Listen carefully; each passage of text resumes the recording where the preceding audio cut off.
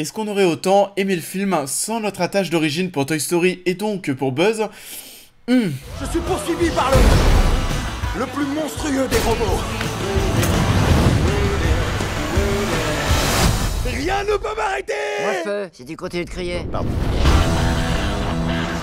Bonjour à tous, j'espère que vous allez bien. On se retrouve aujourd'hui pour une nouvelle critique d'actualité dans une semaine quand même assez chargée. Il y a aussi quelques séries qui arrivent, le programme est donc copieux. Buzz, on en parle. Buzz l'éclair est réalisé par Angus MacLane et est un spin-off de la saga Toy Story. Nous allons suivre cette fois-ci la véritable histoire du Ranger de l'espace qui depuis a inspiré le jouet que nous connaissons tous. Après s'être échoué avec sa commandante et son équipage sur une planète hostile, Buzz l'éclair tente de ramener tout ce petit beau monde sain et sauf. Et donc oui, déjà c'est vrai que dans un premier temps, si vous suivez la chaîne, vous le savez, ce Buzz l'éclair, c'est un film que j'attendais quand même pas mal parce que je suis très fan des Toy Story. J'ai grandi avec, c'est normal. On a fait sur la chaîne un top des films Pixar et vous verrez que oui, les films Toy Story sont quand même assez bien classés. Il y a eu aussi une critique de Toy Story 4, une critique très positive, même si à l'époque, comme tout le monde je pense, je disais que oui, Toy Story 3 était une fin parfaite.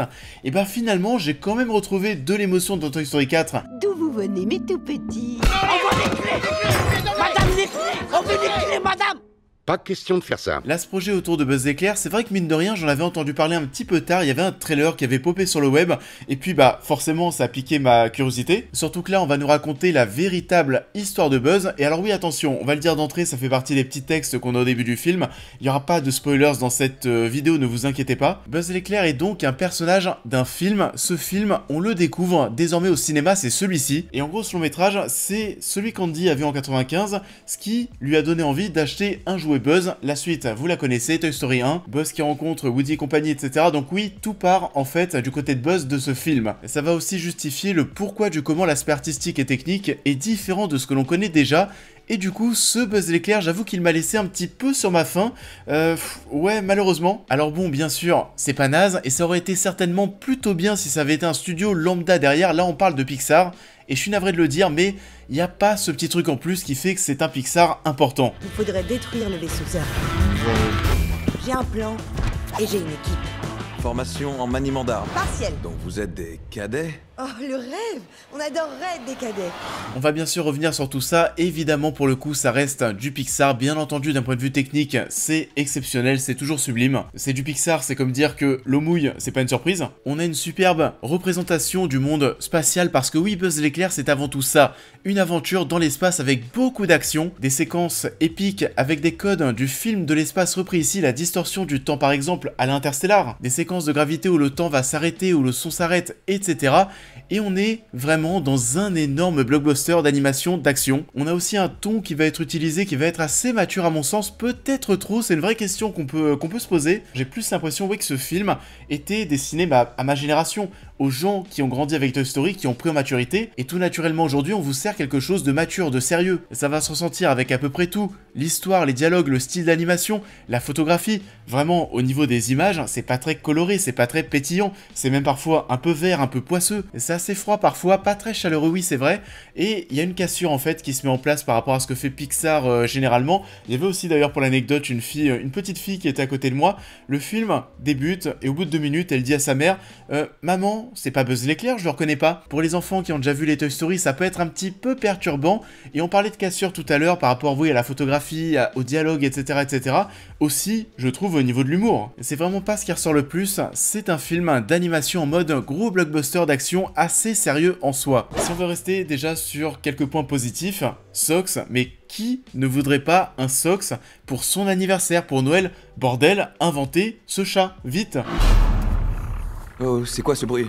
Arrête, tu vas casser mon chat! Il ronronne, il se régale. Sox, tu aimes ça? J'adore. Sox est super mignon, super drôle, l'attache se crée d'entrée avec Buzz comme ça aurait pu être le cas avec n'importe qui, tant il est mignon et utile. Il y a quelques références au film Toy Story qu'on va retrouver ici, notamment les mouvements de combat de Buzz qui sont les mêmes qu'on voit justement dans la version Buzz jouée dans Toy Story. Le Je suis ton père avec Zorg dans Toy Story 2 n'est plus qu'une simple référence à Star Wars, ça prend du sens ici. C'était bien que ça arrive, ça, dans l'histoire, parce que ça commence un petit peu, ouais, à tourner en rond. Je dirais pas que j'étais en train de m'ennuyer, mais le film, je l'ai quand même senti passer. Pourquoi ça a été le cas pour les autres points qu'on va évoquer dès maintenant?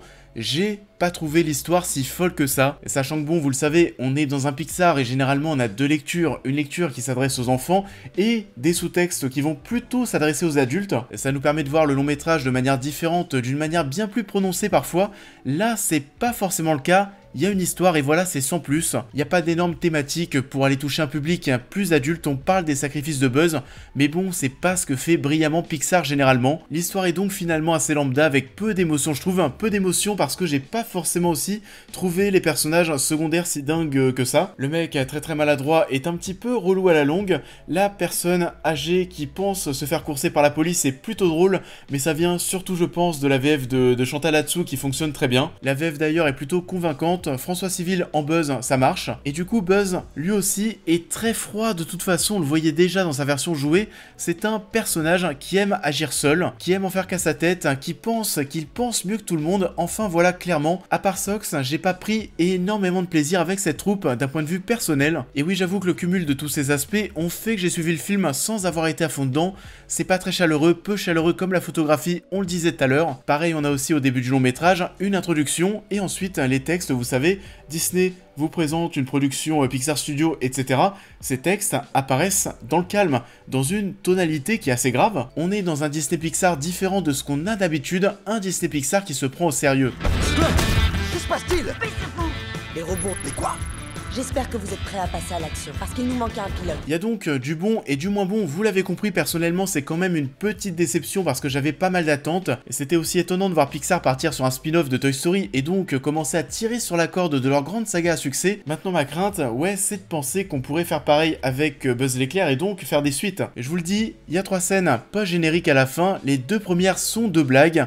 Par contre, la 3e à la toute fin, tease vraiment une suite. Vous l'avez donc compris, malheureusement j'ai été moyennement convaincu par ce Buzz l'éclair. Bien entendu le long métrage est sublime, nous propose un spectacle qui vaut le coup d'œil et un Sox qu'on aimerait tous adopter de suite. Mais est-ce vraiment suffisant quand on connaît tout le talent des studios Disney Pixar? C'est la question qu'on peut se poser. Malheureusement il m'a manqué ce petit truc pour que ça soit vraiment important et marquant. On y va! On y va! Vous avez besoin d'aide? Négatif! Vous en êtes sûr? Je suis Buzz l'éclair! Je suis toujours sûr de ce que je fais! Oh non! Ça en est tout pour cette critique, j'espère qu'elle vous aura plu comme d'habitude. Je vous invite à la liker, à la partager, à me dire en commentaire ce que vous avez pensé de l'œuvre en question, à me suivre sur l'intégralité de mes réseaux sociaux pour plus de news et réactions à l'actualité, mais aussi à devenir membre soutien si vous souhaitez soutenir mon travail, et on va se retrouver très vite sur la chaîne pour cette prochaine critique. You're getting out of here. How? There's a combination lock. What's the combination?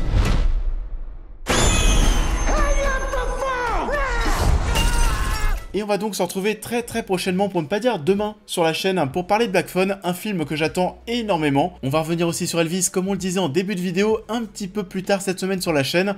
Profitez-en pour aller en salle de cinéma et profiter de la clim, parce que oui, dehors il fait très chaud. En tout cas au cinéma, on a de quoi s'amuser. Je vous souhaite à tous un très bon début de semaine, et je vous dis à très vite.